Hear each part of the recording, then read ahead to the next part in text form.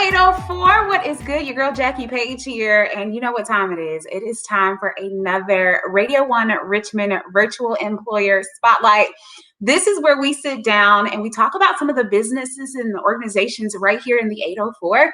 It's an opportunity for you to network, learn about some of these businesses and companies, as well as find out about some of the employment opportunities that you can get into. Today, I am so excited to have two very special people from the Richmond Fire Department. So let me go ahead and bring them on. The first person that will be joining us today is Captain Hallie Neville. Good morning, everybody. How are you, Captain? I'm great. How are you? I'm well. So happy to have you. Up next, I have Lieutenant Carlin E. Gibson Sr. All right. Thank you. How you all doing? Good. How are you, Captain Gibson? Doing great. That's awesome. Both the captain and lieutenant have over 10 years of experience with the Richmond Fire Department, correct? Correct. Yes. That's a long time, which means something has to be going well, because in these days, you don't really see a lot of people hanging around for 10 years. So let's go ahead and get right into it. Richmond Fire Department, and Captain Neville, we'll start with you. Sure. Why did you decide to become a Richmond firefighter? Sure. Well, it actually, for me, was 18 years ago. I actually went to college for a completely different subject. I was in school for athletic training or sports medicine. Got out and started a career in that field, and ended up working on a firefighter at a physical therapy clinic I was employed with, and worked on him. He had a shoulder condition. It was a long-term injury, not related to the fire department. Mm-hmm. But in just talking to him, recognized some things that I really appealed to me about working in a fire department. One of those being, it's very much, I played sports in college, so it was very much a team-based atmosphere. You work with the same people every day, and you work together, and you have to work together for the call to go well. And so that felt like, that camaraderie felt really familiar to me, and I loved sports. And so when I actually came to the fire station to see it in person, I just immediately fell in love. I loved the fire engine. I loved the smells. I loved just everything about it. And I recommend this for anybody I talk to. I did check out a couple of different departments. I checked out some of the county departments, and I checked out Richmond, but I live in Richmond. I live in the heart of the city. I went to school in the city. So for me, Richmond just felt very much like home. So that was why I picked Richmond. And there's not a day in 18 years that I've said, man, I wish I didn't do that. Absolutely love it. Lieutenant, why did you decide to hop on board with the Richmond Fire Department? So mine started back when I was a kid. I always wanted to be a firefighter. I had two options. It was either play football, go to the NFL, or become a firefighter. And so as a kid, I lived in south side of Richmond. We would pass by Fire Station 13 all the time, and I would get my mom to follow the fire trucks around and whatnot. And so it was just there in me and installed. And so when I went to college and I played football there, I got an injury in my knee, and had a little downing about it, whatnot. And so I went on and decided to go ahead and apply for the fire department while I was in college. And the first time I didn't make it, kind of got a little discouraged, but I applied again. And right as I was ready to graduate and finish college, they offered me a job. So I had the opportunity to finish college and go to the fire department. And so I got in here, being a proud city resident. I wanted to give back to community. So a lot of times people say they wanted to help, but I like to see the difference in when people receive help, the smile on their face after they receive help from somebody, and giving that care of knowing that you have a little bit more pride because you're a resident and you see some of these people in the grocery stores and riding up and down the street. You see their faces all the time. So it was very exciting for me. Growing up also as a teenager, I was in the Richmond Fire Explorer program. So I spent time in the fire stations. It was teaching us how to tie knots, and we did some of the fire activities, pulling hand lines and climbing up ladders and things of that nature. So it's just excitement. It's a thrill. Coming from a team aspect, when you come into the fire department, it's the same concepts, being able to work with others, being able to communicate very well, and being able to help each other so that successfully you all can do the best you can to serve each citizen each time you come in contact with them. So it's never a day that goes by that I'm not excited to get up, put my uniform on, tie my shoes up, get in my vehicle and drive to work, even though it's like a no more than 10-minute ride. I'm still excited to go ahead and go into work and ride up and down the roads, serving the citizens of Richmond. So it never fails. Right now, the station I'm at, it just thrills me every time I ride down the road when I see the little kids at the preschool just to toot the horn and they just go running to the fence and yelling and waving and things of nature. So no, that can never get old. Every day, I just enjoy it. So. I can definitely understand that. I even when I see a fire truck, I'm like, oh my gosh, it's a fire truck. Ooh, like I'm still like 5 or 6. The excitement of seeing you guys still just resonates, I think, with everybody in the community, no matter what age. Let's talk about some of the experience that you need to become a firefighter. Is there any like prior experience that somebody needs if they want to join the team? I heard both of you mention that you played sports when you were in school. So do you have to be an athlete to be a part of the fire department? Lieutenant? So you don't have to be an athlete. It just helps having a concept of knowing how to work in a team. Versus working individually. Some positions in the fire service, you kind of work by yourself, but at the end of the day, you end up coming back together, working as a team, as a unit to get the task done. So with that being said, no, you don't have to have any background experience with the fire service. You don't have to have any classes. You don't have to have a cousin or a brother or any relative that's in the fire department. You don't have to, only thing you have to do is say you want to do it and know that that's what you want to do. Put your mind to it and say, I'm going to sign up, I'm going to do the job, I can do it, and we'll teach you everything you need to know to get the task done. Are there any minimum requirements? Like you have to have a high school diploma or a GED? Are there any of those things that people need to be aware of before they apply? Captain? Yes, it's actually a very good point. There are those small prerequisites. You do need to have a high school diploma or GED equivalent. You do need to have a driver's license, a valid driver's license with no more than 6 demerit points currently on your DMV record. And you also need to have a no felony record for becoming a state EMT, which is one of the things that you will learn in the training academy. And so those are the big 3 that I tell everybody. I would like to expand a little bit too on something that Lieutenant Gibson was referencing. So you don't have to be an athlete, but there is a physical fitness test that you'll need to pass once you get started in the hiring process. That physical abilities test is called a CPAT, C-P-A-T. That's a candidate physical abilities test. So you can look that up online. You can also, there's a million videos on YouTube of it. But it is a physical abilities test that it's a national standard test. So there's some very strict guidelines that we'll follow when we administer it. And one of those strict guidelines is actually great because it is a 2-month practice period that is offered prior to the physical abilities test. So you get to go, there'll be firefighters or physical proctors on scene that would help you get through. Like you can check out like, oh, there's a part where you have to raise a ladder. So I might have climbed a ladder helping my dad clean some gutters growing up, but I never had to like raise the fly section and then lower it back down on a 30+ foot tall ladder. So for people that grew up like that grew up like me, it's a really good experience for you to get that technical aspect of it, to get the technique down. And so that's something that once you start the application process would be something that we totally work through with you to make sure you're successful. Now you can't be a complete, I've done nothing physically active for 17 years and expect to come out and pass it your first try. But definitely if you're doing some things on your own and you come to our practice sessions, the test is not designed to keep anybody from doing their best.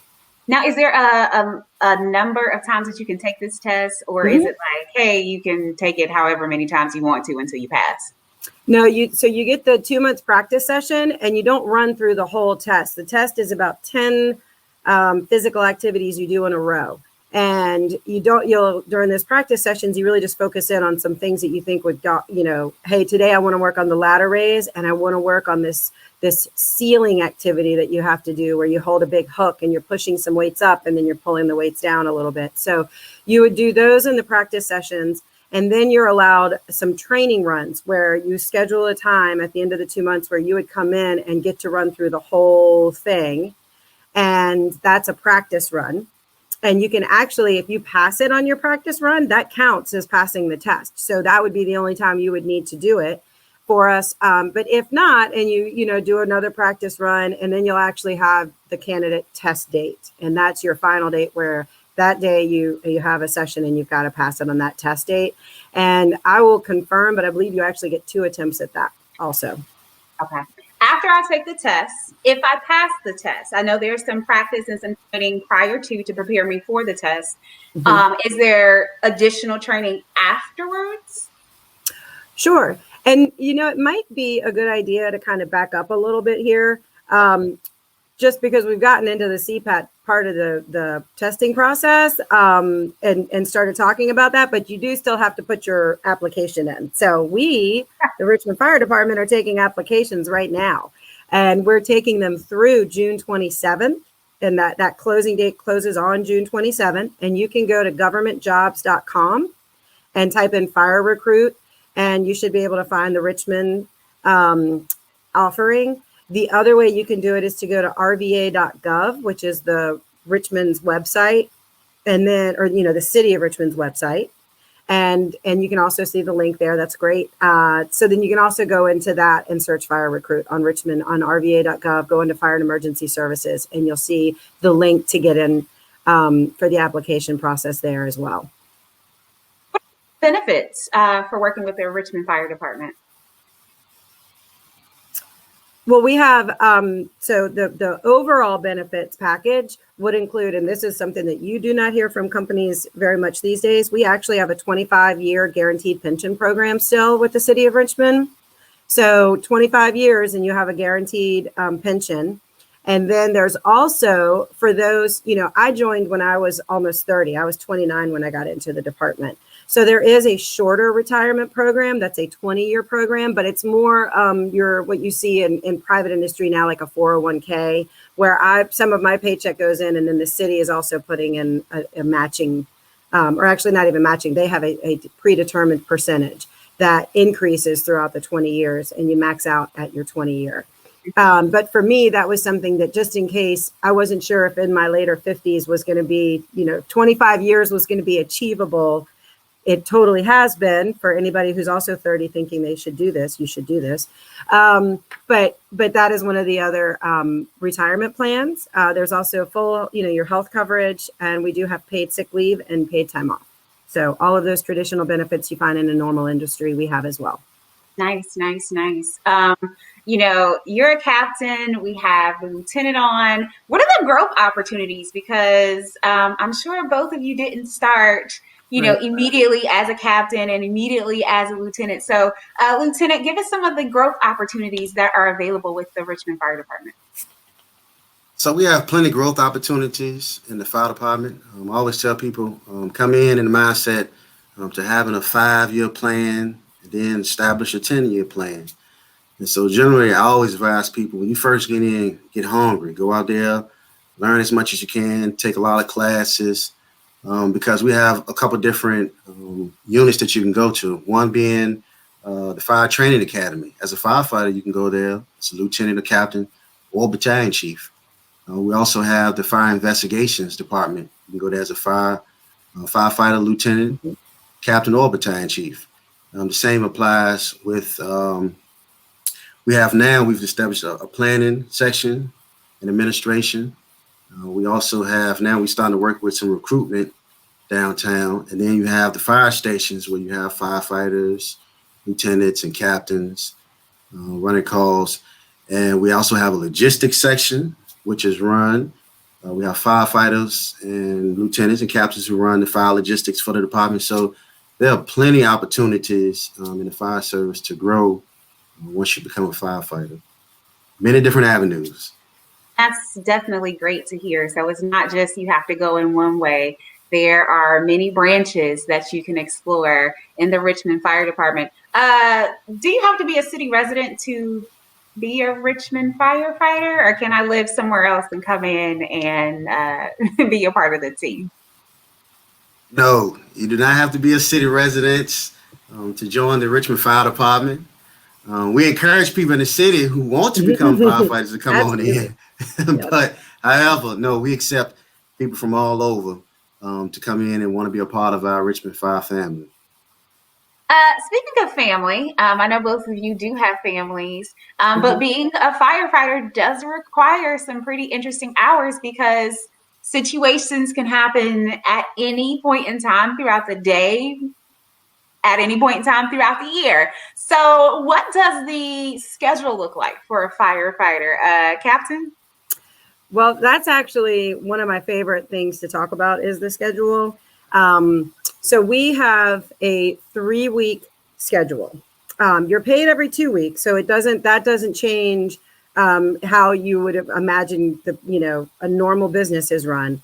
But the actual hours that we work are different. So we run 24-hour shifts. So you are away from home for 24 hours.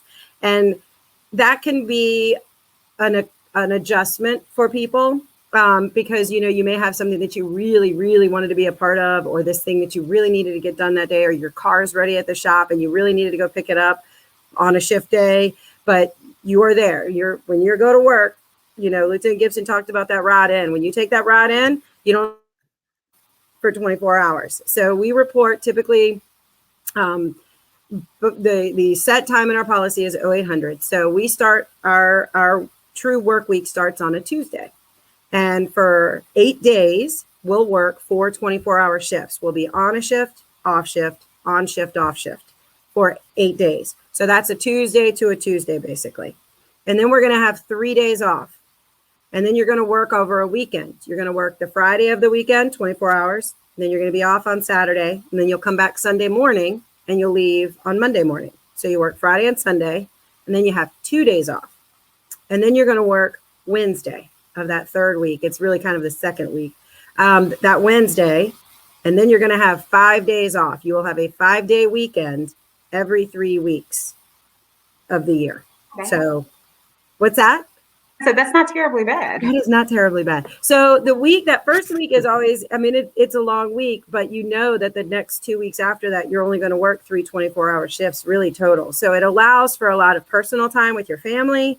It allows for vacations. It allows for a part-time job. We have a lot of people. You do have to get through your first year before you can have a separate job, a second job. But we have a lot of people who start their own businesses after their first year, all kinds of things.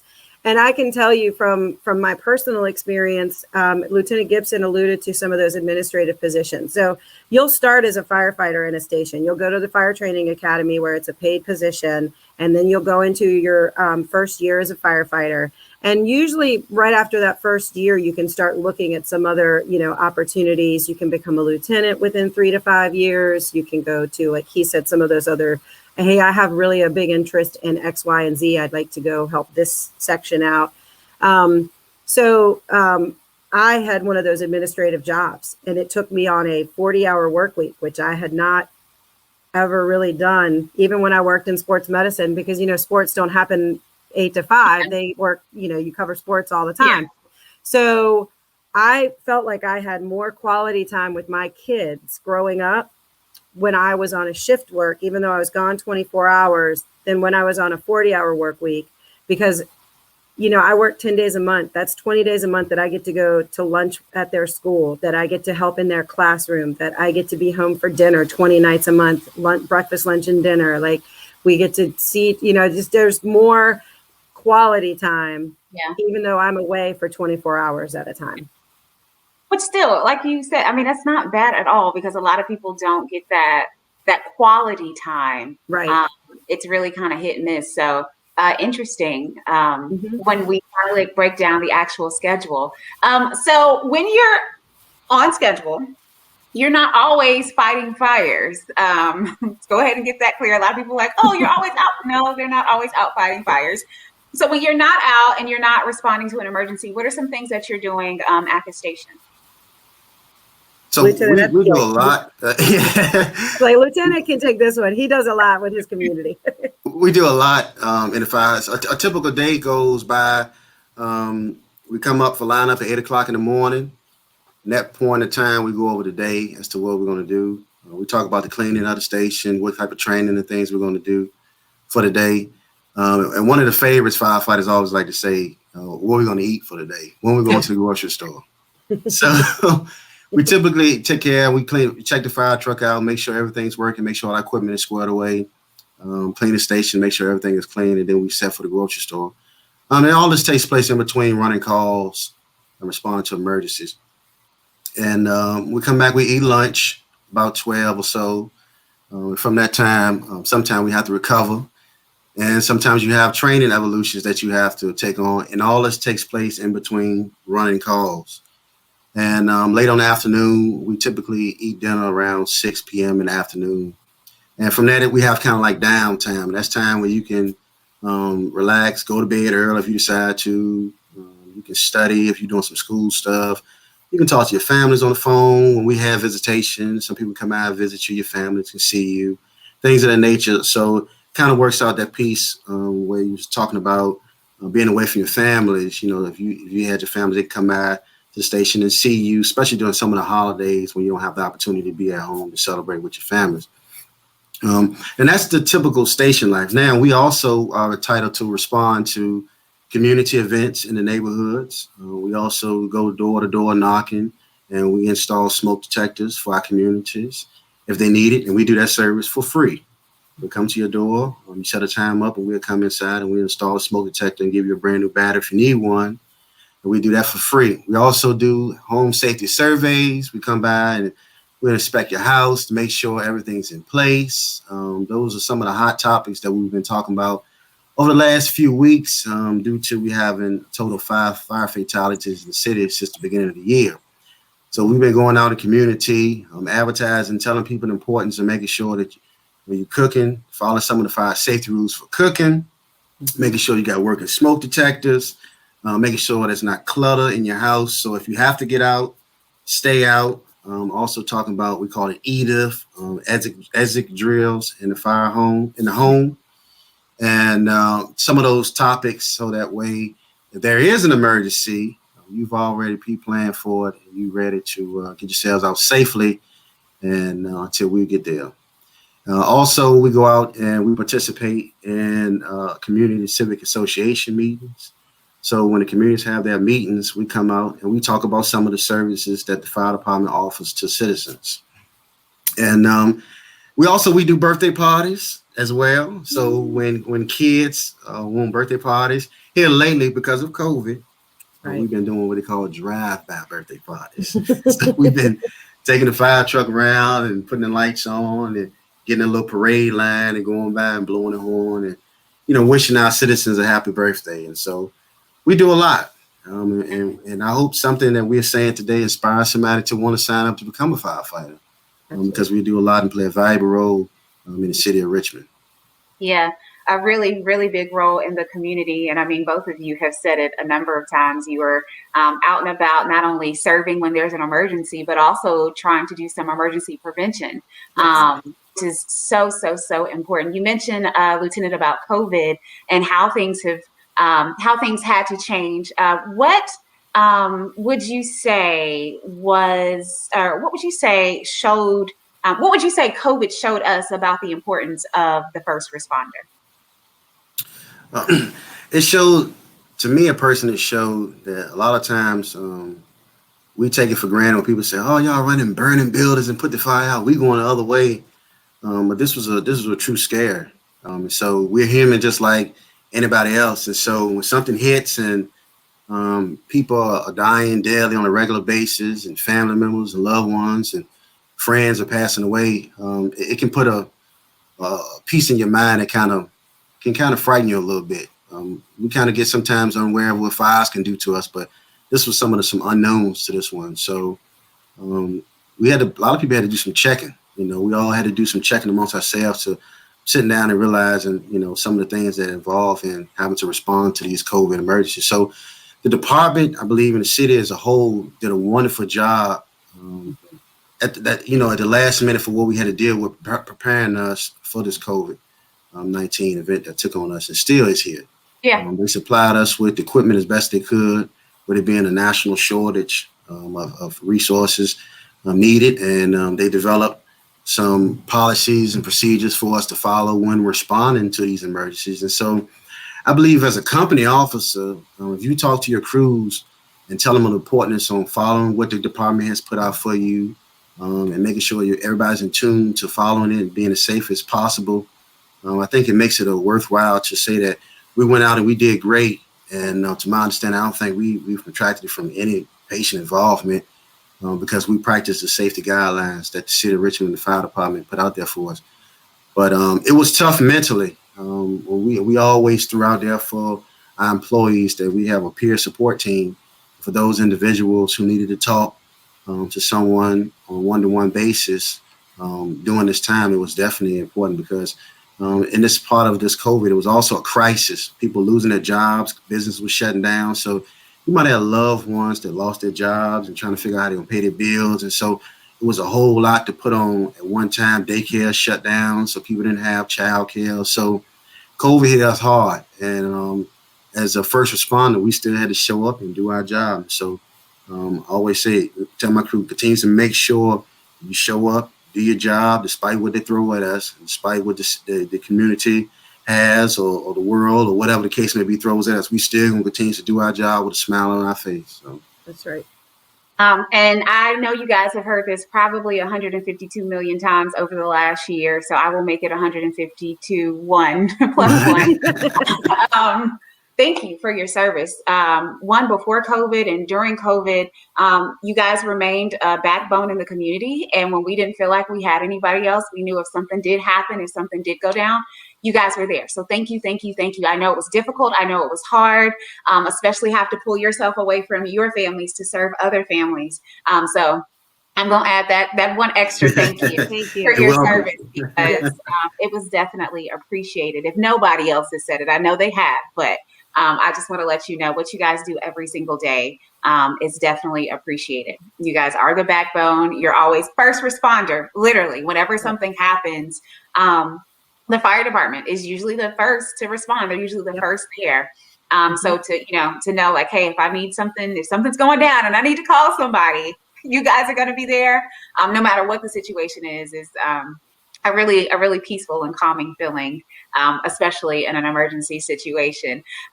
You both have been, like I said earlier, with the Richmond Fire Department for over 10 years, which is remarkable in these days because people don't stay with companies for more than like 2 years, to be honest. So over your time span with the Richmond Fire Department, what would you say was your most memorable moment? Captain, I'll start with you. Ooh, I have been asked that before, and I don't have a great Reno 911 or Las Vegas 911 story. I don't have one of those. I probably have a million of them, but I think for me and what I love about this job, and you've alluded to it, Lieutenant Gibson has talked about it. I think for me, it's not. We've had some amazing saves. I've been a part of some amazing calls, and they are expected of us. That is what I wanted to do when I became a firefighter. I wanted to be that person. I mean, if something's going to happen to you, I want to be on duty when it does, because I'm going to do everything I can. But what I have learned over 18 years, and in between those exciting calls are really small calls, and that means so much to me because somebody didn't know, like you just said, they didn't know what to do about something, and we got to go and help them and make their day better. And it sounds cheesy, but I mean it with my whole heart, that there is not a day, there's not a morning that when you get in your car to drive home that you don't feel good about something you did in the last 24 hours for somebody who may live down the street from you. And so for me, that's always been, or has become, what is my favorite story of the fire service, or what's my favorite thing about the fire department, is that I get to make, even on a small scale, a little kid smile, a grandmother feel better, change her light bulb for her because she got scared and didn't know that's what it was. I mean, it's all of those little things that I get to be the person that I think my kids want me to be and look up to me to be. I get to do that every day. And you can't take that. You can't get that in a lot of other jobs. So become a firefighter, people. Absolutely love it. I love it. I love it. I love it. The small things are the things that you take away every single day. I love it.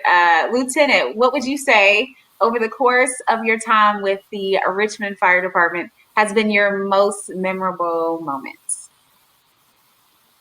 That is so hard to say in one. So I'm going to say I'm community focused driven. I enjoy working for the Richmond Fire Department, and more importantly, I enjoy living in the city. I've been here all my life, and so I enjoy going to the community events. I'm a South Side native, so now working in the North Side is exciting to see how folks do things on the North Side. And so when I worked a little bit of time in Churchill, it was exciting to see how Churchill residents did things over there. So I enjoy the community events. I enjoy when they got the music going, the grills going, people walking around having a good time.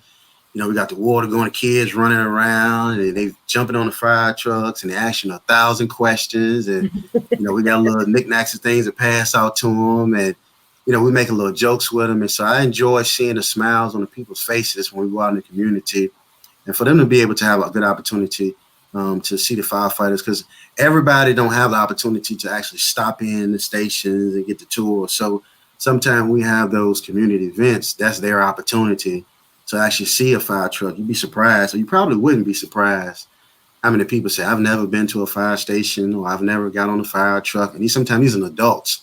So, I'm always the man. Experience was like 3 years ago. So, and I was like, oh my gosh. So I get it. I was one of those people. Right. So I enjoy it because it gives me those memories as a kid when I had the opportunity to get on the fire truck. And so that was a start into my inspiration to want to become a firefighter. And so you never know whose life you're going to impact when you're out there in the community, talking to the citizens, talking to the kids, engaging. You never know whose life you're going to impact. That one kid that might come to the fire station on a regular basis asking for some water or to get some air in the bicycle tire. You never know what person's life you're going to impact. So I enjoy all the community stuff, and it's all over. Anytime a community comes on the calendar, I'm excited. I'm ready because the music's there. I get opportunity to dance. He's not kidding. I love going to stuff with him. I love it.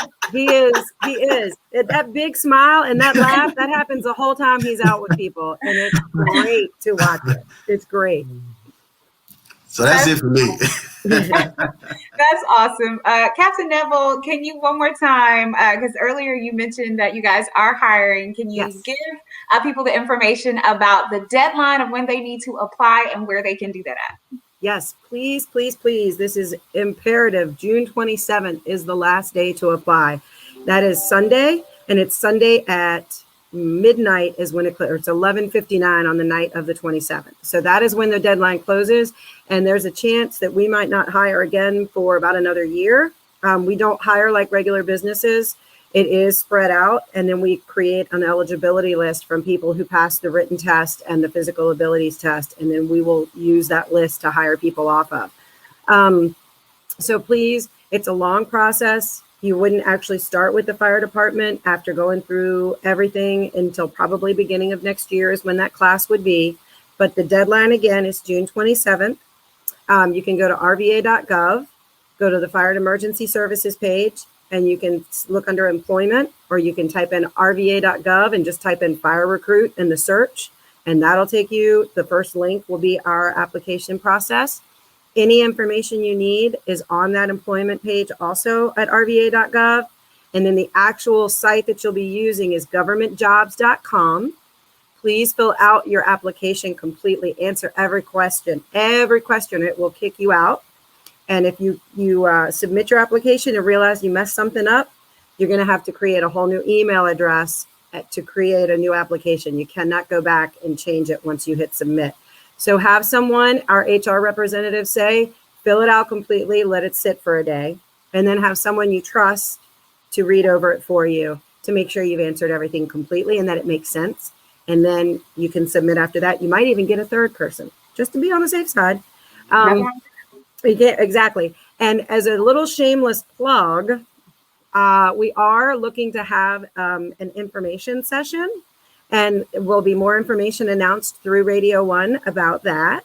But we are looking at doing that on Thursday, June 24th. So keep your calendars open for that evening. And we'll be having more information on our Facebook and Instagram and all of the social media things that I haven't kept up with. We will broadcast it through all of that information too. So you can come and see a fire station and see the fire engine and talk with some firefighters and find out. We'll have an HR representative there that can help you. She'll have a presentation that says, this is some points about the application that you need to make sure you check off. So please keep your eyes and ears open for that. Again, it's Thursday, June 24th, but don't confuse that with Sunday, June 27th, closing deadline. Sunday, June 27th, Sunday, June 27th, Yeah. Sunday, June 27th. I said it 3 times so you can remember. That is the key date. Lieutenant Gibson, Captain Neville, thank you guys so much for spending a few seconds chatting with me and the 804 about everything you guys do at the Richmond Fire Department. Again, thank you so much for your service each and every day. It is appreciated by so many right here in the 804. We appreciate you, we love you, and we thank you for everything that you do every single day. Oh, thank you so much for having us on. This was a lot of fun. Thank you so much. Yes, I enjoyed it.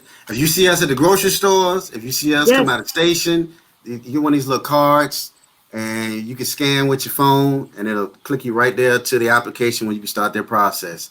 So if you see us out there in the community, if you see us riding, ask for one of these cards, you can take one of these and it's help get you started. So quick question, can somebody stop by? I know with COVID, or now that restrictions have lifted a little bit, things have changed. Can somebody stop by the fire station and get information or pick up one of the cards? Yeah, they can pick up one of the... Go ahead. Yes, you can come by and we can hand you one of these cards to get you started. We still have certain restrictions as far as in the station, going around and doing things, but if you stop by to pick up one of these cards, that's fine. We can hand you one of these cards that'll help get you started. You can ask a few questions if you have any, but this barcode is more important. You can scan this on your iPhone or on your Android, and it'll bring it right up for you. Yep. And some of the stations have posters of that actually on their doors, and it should be on every station within a day or two. But I know that at least half the stations have them up on their doors right now, so that you can go in. You don't even have to go in. You can just go and scan it. It is an easier way to get to the application for sure. Well, 804 Richmond, if you have been thinking about joining the Richmond Fire Department, the time is now. So get up, stop by one of the fire departments, or I know you wrote down the information about where to apply. So go ahead and just start typing that into your phone or your laptop so that you can apply. Again, Captain Lieutenant, thank you so much. And I am Jackie Paige, your midday host at IPower 92.1 1041. Have a